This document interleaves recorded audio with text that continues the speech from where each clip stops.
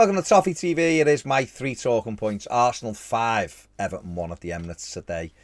Everton comfortably beaten by Arsenal. Yeah, didn't really turn up, did we? We were well beaten by a better side, and it is what it is. You know, the season is done. Thank God for that, and it's not been too bad a day in the end, considering all things considered. Just thank God we weren't involved in the Burnley and Leeds situation, having to look at those games. You know, I was convinced Brentford had beat Leeds and Brentford hadn't turned up, and I've ended up getting a man sent off and losing the game, and Leeds have survived. Burnley beaten at home by Newcastle. That was to be honest, that was kind of the way I thought it would go anyway. I think Newcastle have been on a great run, Burnley coming up short, but we weren't involved in it, thankfully, and yeah, you know, we lost the game. First thing I want to talk about is the strength of the squad. And it might be a little bit harsh to talk about it today, because obviously the squad and the team have played a lot of games in the last couple of weeks. We've got players out today, you know, no Yerry Mina, no Ben Godfrey, no Richarlison, Jordan Pickford didn't play, you know, so players missing. You know, Mikalenko was on the bench, Seamus Coleman was on the bench, so Everton, you know, didn't have their strongest side out, but it was an opportunity for a few players to come in and kind of stake a claim, I guess, and they didn't really do that. Arsenal showed us up quite simply because they're quicker, more mobile, and when you've got that mobility and the team can move up and down the pitch as quickly as they can, Everton just couldn't get the ball at times. And I know, like I said, we weren't at it, we were off the pace, probably a few hungover maybe, I don't know, but they put a lot into it. People like Decore put a lot into the last couple of weeks, and he went off injured in the first half, and we were never going to be at full pelt today. We just weren't, and they took advantage of it. But I think the work to do this summer, Kevin Thelwell and Frank Lampard, you know, is really look at this squad. Look, when you make 3 or 4 changes, the team is, the level's way below where it needs to be, and so mobility, athleticism would be the priorities if I was going for players this summer. Absolutely, we have to be more competitive. We have to be able to compete. We have to be able to get around the pitch quicker. We have to cause teams issues, and there's not enough of that in this squad. Players will go out the door, absolutely they will. And loan players will go back to their parent clubs. Everton won't be making either of those permanent, and therefore, you know, there's work to do this summer, absolutely. Today just highlighted the work that is still there to be done. So maybe we can take that as a positive. Second thing to talk about is Frank Lampard.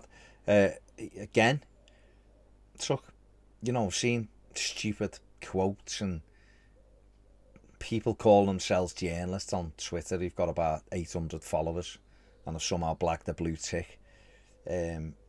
Having pops at Everton and pops at Frank Lampard, which is berserk, really, absolutely berserk, when other managers have been lauded for doing next to nothing.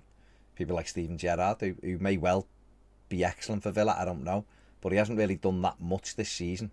I can't remember where they were when he took over, probably 14th, 15th, and they've ended up 14th or 13th maybe at a push.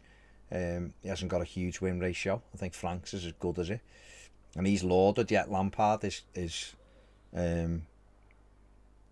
been kind of beaten by a stick. I said this the other day. He's made loads of mistakes, we know that, but he's a young manager, and this squad isn't great. This squad had won.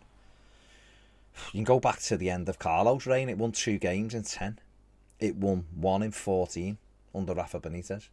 And so there's work to do for Frank, definitely, but I think he's done a decent job. He hasn't done an amazing job. He's done a good job, I think, in the time he's been here. There's a lot of unity at the club. The fans are a lot happier, and that gives me confidence moving forward. Obviously, the recruitment's going to be key this summer. It absolutely is. And we have to be better at that. We can't, we have to move away from stupid wages and big long contracts for players that don't deserve it, or players on the way down from clubs. Get players on the way up, and the whole thing will improve. So, but Frank, he's done okay, and now the real work starts now. Get pre-season organised, get this team structure done, get better players in, and let's see if he can take us forward.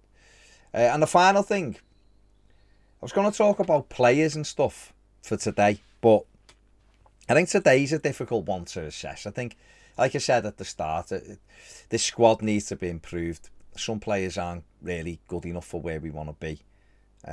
So, you know, quite a few, I think, will leave the club this summer, and we'll move on with that. But today, I think I should finish. It's the final 3 points of the season, so I think I should finish with a nod to the most important people, and that is the supporters, who have been the most important people over certainly the last 6 to 8 weeks. But are always the heartbeat of this football club. We are the football club, the supporters. The fans who've gone down there today to Arsenal knew it'd probably play out the way it did. We're in fantastic voice. Okay, we had the relief on Thursday, of course we did. But they've gone there today and sang the heart out. And okay, it was party time when it went, you know, when they heard the news, I guess, from the Etihad. That was the cherry. But they've gone and supported the team again today, and they've proven over the last 6 to 8 weeks how important we are to this football club. We saw it during the pandemic when it was played behind closed doors. The games were pathetic. You know, it was nonsense, the football. And we've come back strong this season, and the club made terrible decisions. Rafa Benitez, shocking decision for morale and for unity.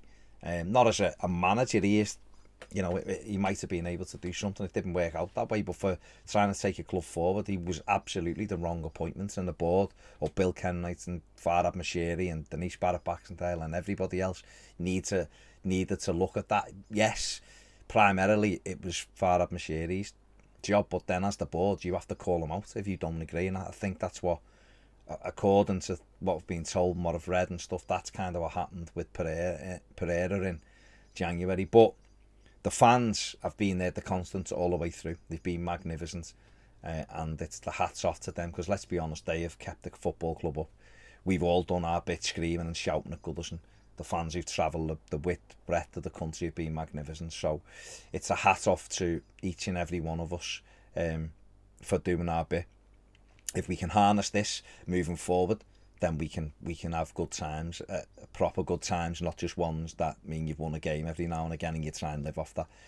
We can move forward as a football club. All the fans stick together, try to harness this atmosphere, look for a way that we can continue to maybe welcome the coach in or whatever, even if it's on a smaller scale, but do it, because all together and unified, we can be so much stronger than we have been, and that will take the football club forward.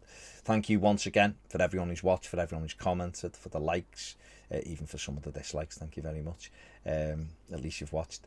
And have a great summer. We will be here all summer with different topics and transfer stuff and all of that goes on, but thanks for all the views during this, what has been an incredibly difficult season. Go and enjoy your summer. Thanks for watching. See you later.